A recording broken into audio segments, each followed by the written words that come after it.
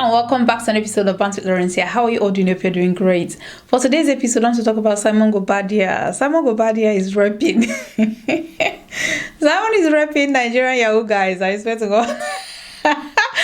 According to people online. Now, for some of you who don't know Simon Guobadia is a Nigerian businessman who traveled in the 80s or in the 70s, late 70s to the US. He didn't travel with any paper. I think he went there for visiting and decided to stay there. Along the line, he's joined, because when you don't have your papers, you can't work legitimately. Or even if you can work, you can't earn that much money. So Simon started doing fraud. Simon joined, different illegal activities to make money. He made money quite all right. He was deported back to Nigeria. Somehow, Simon found his way back to the US. Now, we're just sitting and minding our business. The Real Housewives of Atlanta aired, and I saw Simon with one of his wives, because Simon's married multiple times in the US. He has kids. According to him, they're about the oldest is about 29 years old and the youngest is about 13 years old. So he's been having children for a very long time. Simon was introduced to us with his wife Fallon.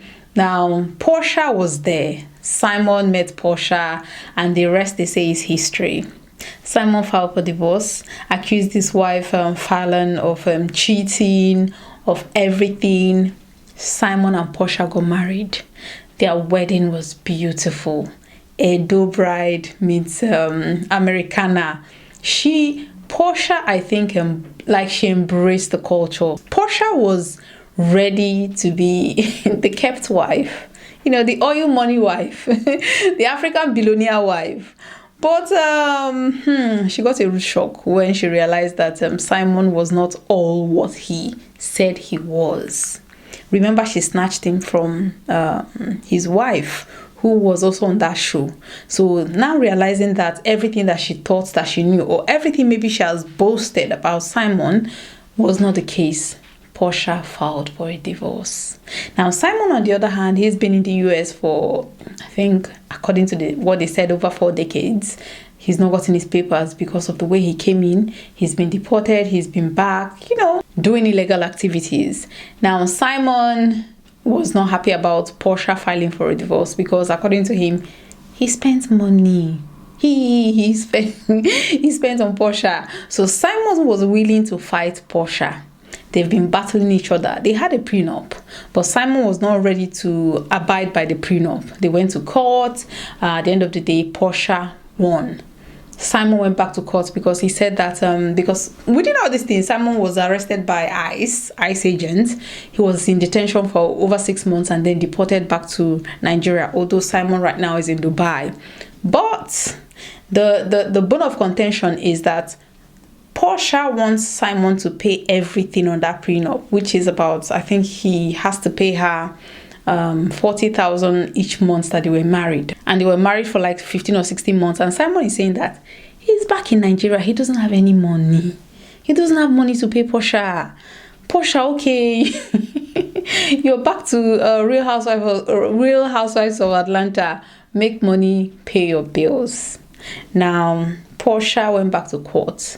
Porsha, according to her, she's won the court case. He has to pay. And then Simon is petty. He came out and said, she said it's over. And he said, over my ass. And I think the reason why he said that, because he's no longer in the US. And I think he will not even want to come into the US. And then how would Porsha get her money if Simon is not in the US? If Simon is not under the US immigration rule? Simon is not a US citizen. So there's no way they can go to another country to collect the debt. That's not going to happen unless he comes to the US. And according to Simon, even over a year ago, he has moved all his assets out of the US. So there's no way they can touch some of his money. Now there's a marital home where Simon, I think they said he put about, it's about 7 million, and he puts about 3 million down payment for the house. The rest, they said, is mortgage. But Porsha, she's running around not to sell the house, because if she sells that house, she wouldn't have that home that she has been bragging about, staying in a 7 million mansion. So she wouldn't want to sell that home. And Simon is very much aware of that. So he's just busy. They're just busy playing cat and mouse game with each other. Listen, don't guy, man. I think Porsha thought she's met this African prince. I mean, if you hear African prince, normally when you get African prince email, you should know what it is. Porsha. Porsha, leave Simon alone. Leave Simon alone. Simon is going to set you up with another African prince, and then they will mail. This is organized crime. Simon allegedly is involved in organized crime, and these people are well organized.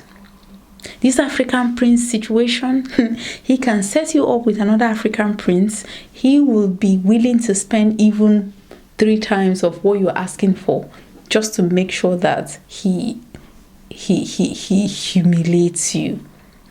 And then he said that this year, 2025, 30 December, that Porsha is not coming. Anyway, as we're sitting down digesting all that, Simon has come out to lend his voice to a place he once called home, the US. As we all know, the US currently is gun violence. Not just gun violence, violence in general, because before then there was a stabbing in a bus, and then the shooting of Charles Kirk, and Simon he made a video, he talked about it.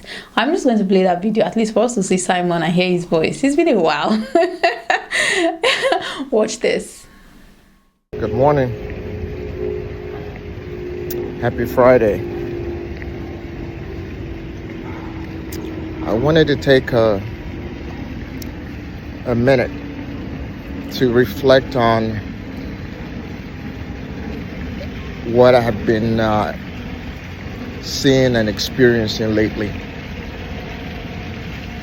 I think that there's a tendency sometimes for us to get so caught up in our own personal lives that we sometimes forget to look around us and understand that every other person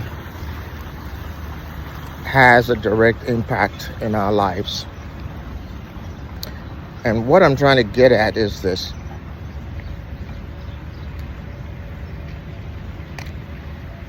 I really don't miss America. I don't.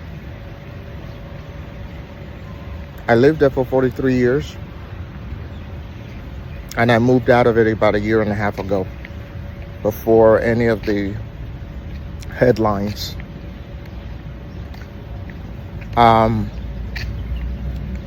what happened in 43 years?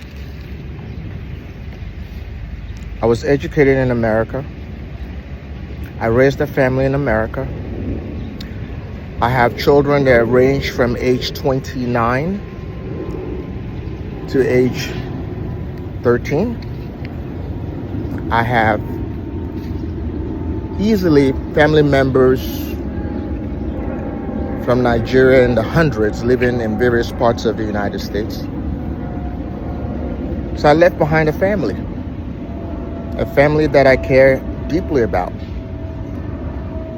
a family that I want the best for, the family that I would like to see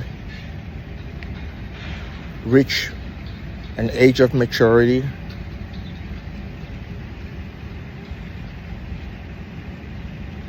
but I'm still saddened by the fact that I wake up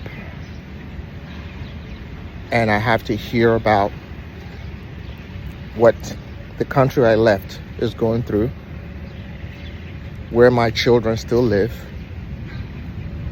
where my friends still reside,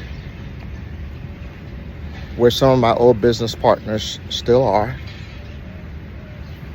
And so I'll be remiss if I do not point out the fact that I left a big part of myself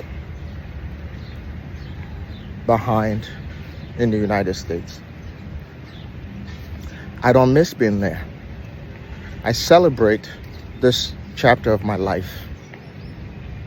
But I have love in my heart for my family and my friends.